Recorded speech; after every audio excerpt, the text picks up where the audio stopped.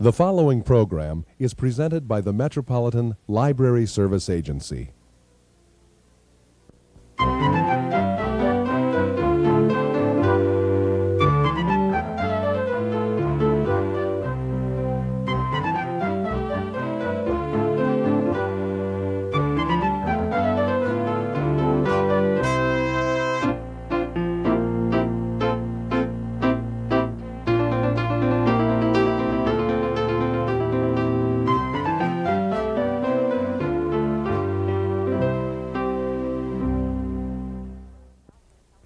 Hello, welcome to All About Kids. The Girl Scouts are celebrating 77 years of organization. Our program today focuses on the Scouts meeting the contemporary needs of the girls they serve and their plans for the future. Our guests are Kathleen Pickering, Chief Executive Officer of the Greater Minneapolis Girl Scout Council, Steve Oats, Director of Waite House, a branch of United Pillsbury Neighborhood Services, Sherry Lampman, Coordinator of Community Alliance for Literacy and Learning. Our moderator is Karon Rogers, Public Relations Director for the Greater Minneapolis Girl Scout Council. Later in the program, Karon Rogers will be talking with Scouts about their involvement. Kathleen, I understand that 1989 is the 77th birthday year of the Girl Scouts. What are you doing to keep girls involved with you? Well, I think the reason that the Girl Scouts can be 77 years old is that we've always been able to do the tradition with a future. We've kept the girls doing things that they've always loved to do, like horseback riding and camping, and always concentrating on the needs of girls. And the needs of girls certainly are changing today much more than they were in the 1920s, but always the Girl Scout program has emphasized on helping girls become all they can be. Today we're really reaching out and trying to help them with the problems that are occurring in their world today so that they can be better prepared for their world of tomorrow. One of the programs that we're really excited about right now is one on literacy, where our girls are working. In fact, one of our girls designed a patch that was given to Barbara Bush, which she just really liked, for a whole literacy program, and that we're reaching out and all the girls in our council are participating. Another one that we're doing right now is an inner city outreach program, and we call it activity centers. And that is a way to reach our girls who might not have an opportunity to participate in a troop. And they meet weekly at the neighborhood centers. And they do all the kinds of things that any other Girl Scout troop would do, and they might do different things, whichever works out best for their culture. Part of the things that they do in the activity centers and in other Girl Scout troops throughout our council's jurisdiction are some of the partners programs, and that's just a superb pregnancy prevention program that starts with Brownie Girl Scouts and particularly concentrates on that age level and the junior Girl Scouts who are 4th, 5th, and 6th grades. And the main emphasis of that program is to teach girls and boys that it's okay to be friends and that they can both become all they can be in a friendship way and not in a sexual relationship, and those can be healthy relationships later. So we think that's a great way to help kids in their world today for tomorrow. We're also concentrating on areas like suicide prevention. And I just heard a statistic the other day that said 50% of all young people today at one time contemplate suicide. And that was a pretty scary statistic to me. So I'm glad we're working on that and giving girls an opportunity to think about what that would mean and how to prevent it. And we're doing some collaboration with another community agency in Northwestern Hospital, and they're doing some DART training for us and working with us. In a lot of our activities, we're reaching out with other agencies to work with us in providing the community outreach program. There isn't anything that the Girl Scouts can do alone anymore. We have to be a part of the total community, and we like that because that's where the girls are going to have to be in their life today and in their life tomorrow. Some of the other things, of course, that Girl Scouts are still doing that makes it fun is that they still do a lot of community service. They go into nursing homes. They help old people. They help young people. We teach them how to stay safe and sound at home alone. That teaches the latchkey children. They can still earn badges, and those can be on many things from math to computers to bicycling to architect. So it's just a real medley of programs that keeps the Girl Scouts alive today. They sound like some wonderful contemporary activities. How many girls are the Greater Minneapolis Girl Scout Council serving? We serve 22,000 girls in a calendar year, and over 6,000 adults are involved as volunteers helping them. You mentioned that the Greater Minneapolis Girl Scout Council is working with community organizations, and we have two of those represented here today. One is the Waite House, and Stephen, you are executive director of that, or director, I think you like to be referred to. So you must know about what the Girl Scouts are doing in your community in that center. What can you tell us about that? Well, there's 10 to 15 girls involved in our center who's involved with Girl Scouts. I must say that I'm really happy with Girl Scouts because I think they have put a milestone. Number one, they're reaching out, and especially doing a very good job in communities of color. They have very good staff working along right side with my staff, getting to know the families, getting to know the community, and I applaud that. I think that's a very positive move on the part of Girl Scouts. So then you're saying to us that you really like the Activity Center, and would you say that the girls do too? Yes, to such a degree that I and the Girl Scouts are putting on a collaboration next October, the second week of October of 1989, to do a convention for girls of color in their future. Oh, okay, that sounds interesting. Because of the work they've been doing in the community and jointly with my staff, that has spurred on a lot of discussion about where girls of color are going to be in the future regarding pregnancy, literacy, and those sort of issues. I'm glad you brought up literacy because Sherry Lampman has worked with the Girl Scouts with the Community Education Department over at the College of St. Thomas. What have you done with the Girl Scouts? Well, I've been really excited to work with the Greater Minneapolis Girl Scout Council. It's been an absolute delight. The Director of Program Development at the Greater Minneapolis Council, Judith Johnson, and I work students in community education at St. Thomas together, and we decided to explore the whole issue of literacy and how the Girl Scouts might be involved in literacy. And out of that evolved the whole patch idea, and the council produced the booklet, The Criteria for Earning the Literacy Patch, and I enlisted the cooperation of some of the literacy action councils that are around Minnesota, and put those in their names in the booklet. And then the Greater Minneapolis Council sponsored the contest to design a literacy patch, and it's been extremely exciting to see what's happened with all of that. As you probably know, 1989 is the year of the young reader, and 1990 is International Literacy Year. So there is a lot happening around literacy, and this patch, I think, is getting a lot of attention, as you mentioned with Barbara Bush. Who are some of the people that, or really some of the girls that are being exposed to new worlds through Girl Scouting? Who are we talking about? We're talking about girls everywhere, and I think that is the whole purpose of Girl Scouting, and the emphasis is to reach out to all girls. It doesn't matter what your culture, what your race, what your financial need, and we're trying to find girls who ordinarily would not think of joining the Girl Scouts, or who think the Girl Scouts was not for them. So we're trying to reach out through the activity centers in the inner city.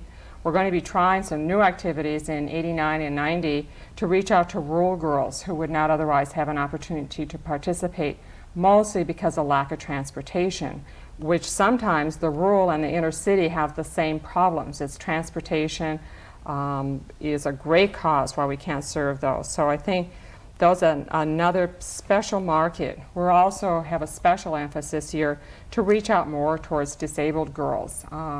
And that's all kinds of disabled people, not just physically, it's mentally, hearing, whatever your impairment could be. And it could be somebody that you don't even know is handicapped, and sometimes those people have more discrimination than the ones that are obviously handicapped. So it's all those different markets that probably we haven't paid as much attention to in the past although we wanted to, we just didn't do it. Okay, you're serving girls ages 5 through 17. That's correct. Do you have a adult membership as well? Yes, the adult membership is about 6,000. And those are your volunteers? Right. And you're always looking for volunteers, I understand. Always looking for volunteers, whether they like to work mostly with girls or if they like to work with adults. They can certainly contribute to their community in many different ways, or if they like literacy particularly, they can contribute to just that particular project, or if you're interested in drug prevention, and that certainly has been a major emphasis of ours too, you can just join in and help with that special project. So there's just lots of different things that you can do in Girl Scouting. We used to say that Girl Scouting had 101 jobs in it that were available as a volunteer, and I think that's grown to about 200 now because we've specialized so much more and have so many different programs. So it's a pretty open area for anybody to volunteer in. Sounds like whatever your special expertise is, there's a way to benefit, help use that skill to benefit other girls and other people through the world of Girl Scouting. Sherry, who are some of the girls that you have seen benefit from the literacy project that the Girl Scouts have? Well, I don't have first-hand contact with any of the Girl Scouts, but I do get reports from some of the literacy action councils on how they are involving Girl Scouts. And I know in Norwood, which is just west of the metro area, the Literacy Action Council arranged for Girl Scouts to read to young children during some kind of a function for parents, and then that was a way, or one of the pieces in their literacy patch. Girl Scouts are also working with the Dakota County Library to process a special book collection for young children, and I know that this patch has reached out all over the state, and Girl Scouts are talking with literacy providers in both Hibbing and Grand Rapids to explore some collaborative projects. Okay. Stephen, you identified that many of the girls that are participating in the activity centers are girls of color. What else can you tell us about those girls? They're low income. You know, they have the traditional problems one has growing up in the city. And what the Girl Scout provides them is with a patch. I can't tell you how many times I hear the girls talk about earn the patch and these sort of things. And that's very helpful because it gives them a specific goal they can accomplish. So that's where we augment. When we work on the big picture, the Girl Scouts deal with the very specific things like cooking, doing good deeds. What does it mean to have a relationship with boys? So we really augment each other in that respect.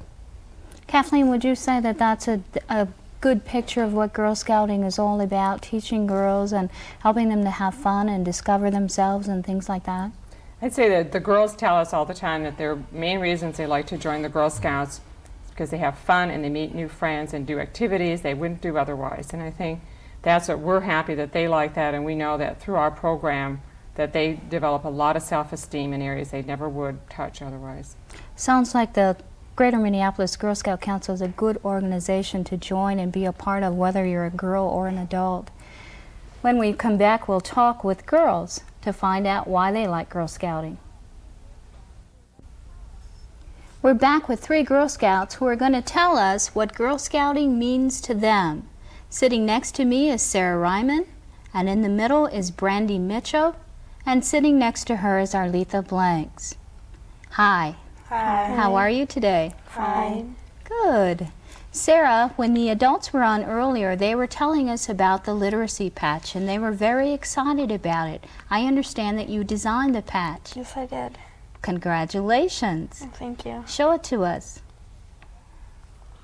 I also understand that the president's wife, Barbara Bush, wrote you. Yes, she did. Will you read us the letter? Okay. It says, "Dear friends, I am so pleased to receive this beautiful literacy patch. It means a great deal to me.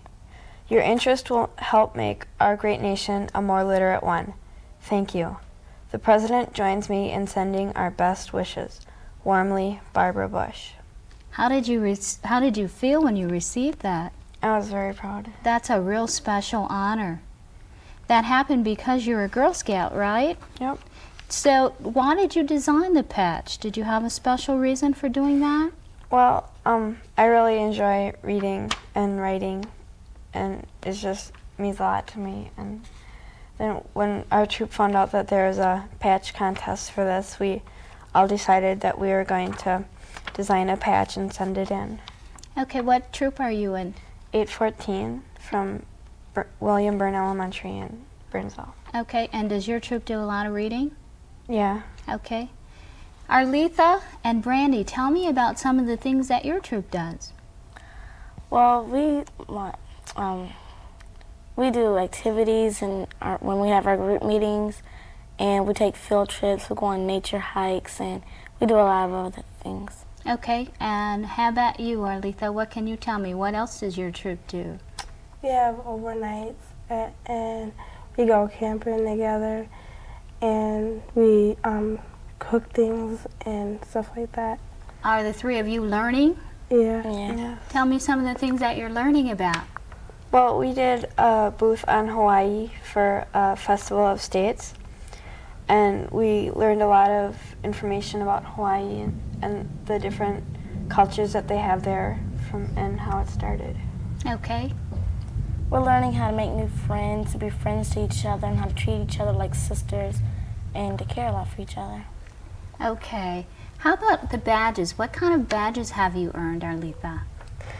I've earned the 75th annual The 75th anniversary patch? Okay.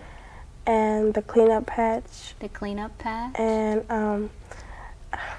and the that's about it. I have more, but I can't remember. Okay. How about you, Brandy? I have a dabbler badge, a cookie badge, a cleanup badge, and a whole bunch of other ones. And Sarah, you have all your well, I don't know if it's all of them, but there's quite a few badges on your vest. What are some of the badges that are represented there? Well, this one is a computer badge, and this is pets and hobbies. For this one, you chose either pets or hobbies, and I chose a pet, to take care of a pet. And this is the child care badge. And this is a swimming badge, and there's the two people on there, and they're buddies. And at camps we have like the buddy check, and you have to stay 10 feet by your partner, otherwise you have to get out of the water. And so, and when they blow the whistle, you have to hold your hand up with your buddy so that they know everybody has a partner. And this is the wildlife badge, and this is the dabbler, and this is the horse lover badge. Okay. How long have you been a Girl Scout? Since first grade. Since first grade. How many years is that? This is my 6th year. Your 6th year? How about you, Brandy? I've been here almost 11 years. 11 years? How about you? 7 years. That's a long time. You guys must really like Girl Scouting. Do you tell your friends to become Girl Scouts? Yeah. Have you met your friends in Girl Scouts? Yeah. Yeah, some of them. Well, what are some things that you plan to do in Girl Scouting that you haven't done yet? Do you have any great plans? Right now we're planning on going to Valley Fair for a camp for all the Girl Scouts, and it's going to be overnight there. We're going to camp out there, and we're planning on going to the Renaissance Festival this summer. Okay, how about you? Our troop takes a annual, like a trip at the end of the year, and this year we're taking a train ride up to Red Wing and then back, and we're going to see some pottery there and stuff. You know what we haven't talked about? Girl Scout cookies. Do you sell Girl Scout cookies? Okay, what happens when you sell Girl Scout cookies? Do you learn anything when you sell cookies? Yeah. What do you learn? A professional approach to selling things to people. Okay. Do you learn how to count change? Yeah. You're all smiling and yeah. Is that an important skill to have? Yeah. Yes, it teaches you how to be responsible, so you know who you have to go to collect money and give them cookies and things. So responsibility is something that you're learning. That's real good. That's real good. How many boxes of cookies did you sell this year? 201 boxes. 201 boxes. Who is eating that many cookies? Well, my relatives and my neighbors. Your relatives and your neighbors. How about you, Brandy? I'm not sure how many boxes, but I know when I've sown 56 people. So you saw 56 people, so you made a business transaction with 56 people. That's good. How about you? So it's 50 people. I don't know how many boxes. 50 people, that's a lot of people. Well, you know, it sounds to me like you people are meeting new people and discovering things about yourselves. Is that right? That's really, really good. Now, have you met anybody important? Not actually. No? No? Well, what do you girls think about Sarah receiving a letter from Barbara Bush? It's really amazing. That's amazing. That's kind of special, right? Yeah, so tell me some other things about Girl Scouting. What else? Have you gone camping? Yeah, we go camping at Pixie Valley, and now we go to Piper Valley, and we spend a weekend camping outdoors, and we cook everything ourselves. And there's like contests and stuff that you enter, and it's really a lot of fun. Okay, that's your troop? How many girls are in your troop? 7 right now. 7 girls. Oh, how many girls are in your troop? Around 16. No, 10. around, yeah, 10 at the most. 10 girls? That's a large troop. Have you been camping? Yeah. Yeah, we have overnights and things. What's the most exciting thing about camping? Is it cooking outdoors? No, it's just being outdoors. Just being outdoors? You like outdoors? Yeah. Is that something that Girl Scouting has helped you to do? Yeah. That sounds real good. Well, tell me some of the things that you've made when you were outdoors, the cooking. I want to know all about it. Well, at Piper Valley, there's a outdoor. You have to make special food in a box oven, and we made a pineapple upside down cake. And A pineapple upside down cake. That sounds good. Do you use Girl Scout cookies to make that? no, No? No? How about something like bugs on a log? When I went camping once, and that's what we made, bugs on a log. We had, you take celery, and put butter, then I think peanut you butter, put peanut butter and on it. See, you raisins. made it. So, I mean, you don't make that in Girl Scouting? yeah. Yeah, you do? You don't like it? Yeah. Yeah. I like it. Okay. Is there something else that you make? Well, we have to plan all our own meals, and we have to provide it. They don't provide like the food and stuff for you. You have to provide it yourself. Okay, so planning is another skill that you gain through Girl Scouting. Do you two plan in your troop? Yeah, we Plan plan your for the activities? next week, and we have homework assignments that we have to turn in.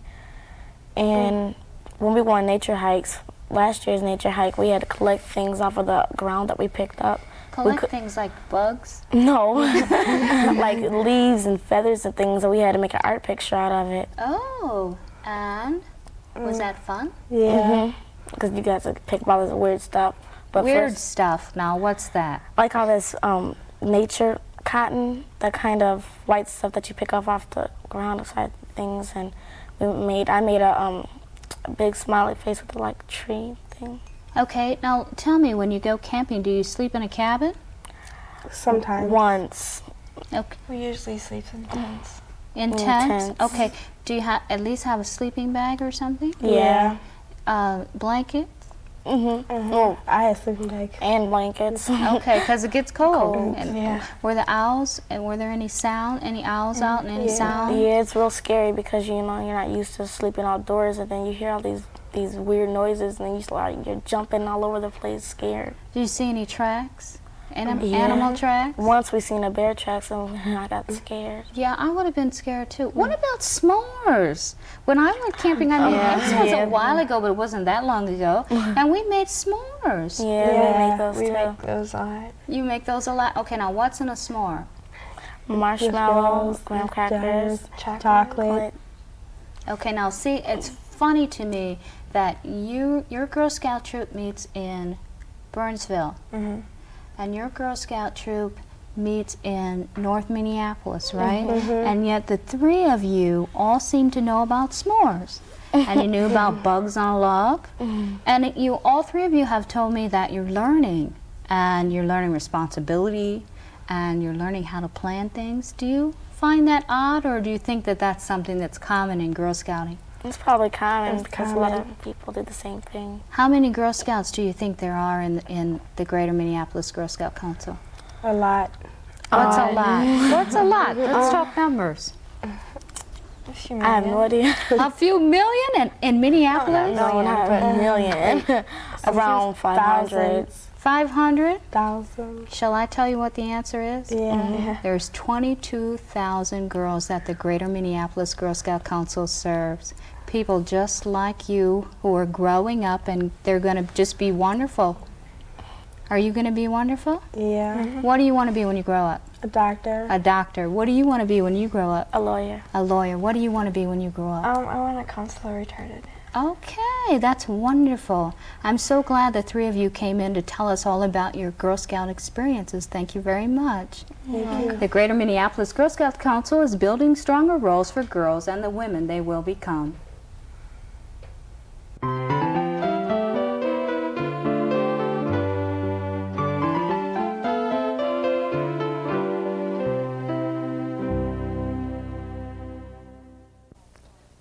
The Village by the Sea by Paula Fox.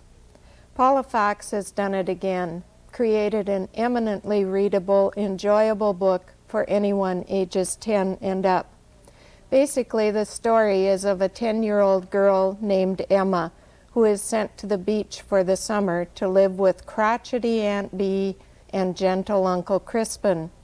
It's to be a 2-week visit while her father is having surgery. She's pretty much left to her own devices and is quite lonely, but finally makes friends with Bertie, a little girl who's visiting next door. While collecting shells on the beach one day, they decide to build a village down on the beach. They include everything in this village. Think it through carefully. They have a non-denominational temple, a doctor's office, a school, a playground, a library, but no dentist's office, they decide. When it's all finished, the girls are justifiably proud and invite Uncle Crispin to come and inspect, and he declares it to be a marvel. Later, describing it to Aunt Bee, he calls it, quote, simply magical, and that sets Aunt Bee off. For another level to the story is the relationship and tensions between Aunt Bee and Uncle Crispin, and Emma's quest for understanding Aunt Bee, who is described as a terror. She is a lazy, bitter, unhappy woman who delights in intimidating people with cutting remarks. The night before Emma is to leave, she gets up to investigate a noise and discovers the lengths to which Aunt Bee's vindictiveness have led her. Emma shows remarkable maturity and understanding for beyond the average 10-year-old, but this is in keeping with her character and background throughout the book. The characterization is very well done, and the images of the characters remain with you long after you have read the book. Fox is also a master of descriptive language, as in this passage when Emma first sees the log house. It was built of logs, but it was huge. In the brilliant light, it looked like a fort, dark against the sky, the shades pulled down on most of its many windows, and thick, tangled shrubbery crowding up against its foundation. 2 cement steps led to a broad door, the bolt across it rusty and ancient-looking. The book deals with envy, love, self-esteem, and humor. All of the review sources gave it starred reviews, and it would be easy to recommend to anyone from grade 4 on up. Village by the Sea by Paula Fox, reviewed by Lois Andersen, Children's Services Librarian at the Oxboro Community Library, Bloomington. Thanks for joining us on All About Kids. Please tune in again.